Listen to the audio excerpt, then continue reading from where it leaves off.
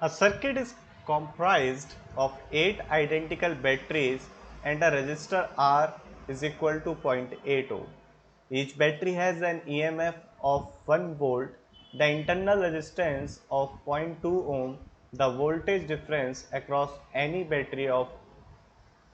तो मतलब ये इस क्वेश्चन में कह रहा है कि ये तो रेजिस्टेंस 0.8 ओम का है, ईएमएफ जो एक बैटरी का है वो आपको ई दे रखा है 1 वोल्ट, और आपसे कह रहा है कि इंटरनल रेजिस्टेंस जो है बैटरी का ये 0.2 ओम का है। तो आइए देखते हैं कि इस क्वेश्चन को कैसे सॉल्व करना चाहिए, किस तरीके से ये क्वेश्चन बहुत आसानी से सॉल्व हो सकता है। तो सबसे पहले ये जो सर्किट में करंट फ्लो कर रहा है इस चीज को देख लेते हैं। आइए देखते हैं। तो ये पहली ब्रांच, ये दूसरी ब्रांच और ये तीसरी ब्रांच। तो पहली ब्रांच में जितने भी सेल सीरीज में इनका इक्विवेलेंट हम बना लेते हैं, और इक्विवेलेंट जो सेल बनेगा 4 इन 0.8। इसी तरीके से 0.8 का रेजिस्टेंस यहाँ लगा हुआ है, एंड अगेन 0.8 4। अब अगर बच्चों देखें ध्यान से, इसे सॉल्व करें, तो मैं कहता हूं कि किसी एक पॉइंट का मैंने पोटेंशियल मान लिया। मैं मान लेता हूं इस पॉइंट का पोटेंशियल 0 कर देता हूं। तो अगर इस पॉइंट का पोटेंशियल 0 है और इस पॉइंट का पोटेंशियल V मान लेता हूं, और यहां पर मैं लगाता हूं बच्चों नोडल एनालिसिस, जो कि बेस्ड होता है KCL पर, जिसे आप कंसेप्ट वीडियोस में देख सकते हैं।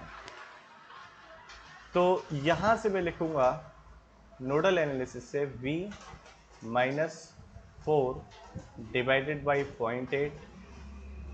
किस तरीके से लिखा मैं आपको एक लिख के दिखा देता हूँ, समझा देता हूँ एक ब्रांच का। हम V से जब ब्रांच 1 में चले तो बैटरी के पॉजिटिव प्लेट से नेगेटिव प्लेट पे जाए, तो जहाँ पर क्या हो गया ड्रॉप, और फिर 0.8 का टोटल रेजिस्टेंस ब्रांच का और 0 पोटेंशियल पे पहुँच गए, तो हमने लिखा V माइनस 4 डिवाइडेड बाई 0.8। फिर इसी तरीके से प्लस का साइन लगाते हैं और दूसरे के लिए करंट की इक्वेशन देखते हैं। तो V कोई पोटेंशियल, कोई बैटरी नहीं है ब्रांच के अंदर, तो V डिवाइडेड बाई 0.8। इसी तरीके से V हम पहुंचे बैटरी की निगेटिव प्लेट से पॉजिटिव प्लेट की तरफ, तो V प्लस 4 डिवाइडेड बाई 0.8। अब आप अगर ध्यान से देखें तो आपको देखने को मिलेगा यहाँ पर कि V की वैल्यू आपकी हो रही है 0। सॉल्व करेंगे तो V की वैल्यू आ गई 0, यानी कि इस पॉइंट का पोटेंशियल भी है 0। तो सर्किट में जो करंट है यहाँ पर भी 0 पोटेंशियल, यहाँ पर भी 0 potential.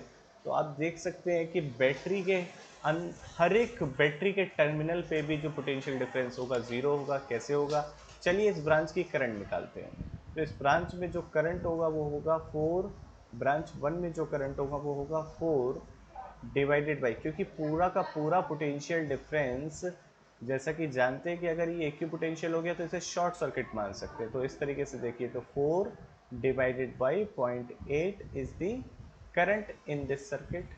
It is 40 divided by 8 and which is 5 ampere. तो अगर आप ध्यान से समझें कि 5 एम्पियर की करंट है, एक बैटरी को देखें, बैटरी एक है 1 वोल्ट की, बैटरी का इंटरनल रेजिस्टेंस है 0.2, और उसमें से करंट जा रही है 5 एम्पियर की। किस डायरेक्शन में जा रही है, पॉजिटिव से निकल रही है और नेगेटिव में एंटर कर रही है, इस डायरेक्शन में जा रही है। तो अगर मैं कहूँ ये पॉइंट A और ये पॉइंट B है, तो VA -1। और देखिए करंट की अपोजिट डायरेक्शन में चले, रेजिस्टेंस पे चले, तो यहाँ पे हो गया गेन। तो 0.2 plus into 1 is equal to VB, और देखा तो VA is equal to VB, और हम कह सकते हैं कि there VA minus VB is equal to 0। तो किसी भी बैटरी के अक्रॉस पोटेंशियल डिफरेंस जो आएगा वो आएगा 0। तो देखिए कौन सा ऑप्शन बनता है, ऑप्शन C बनता है राइट आंसर। तो this is the right answer.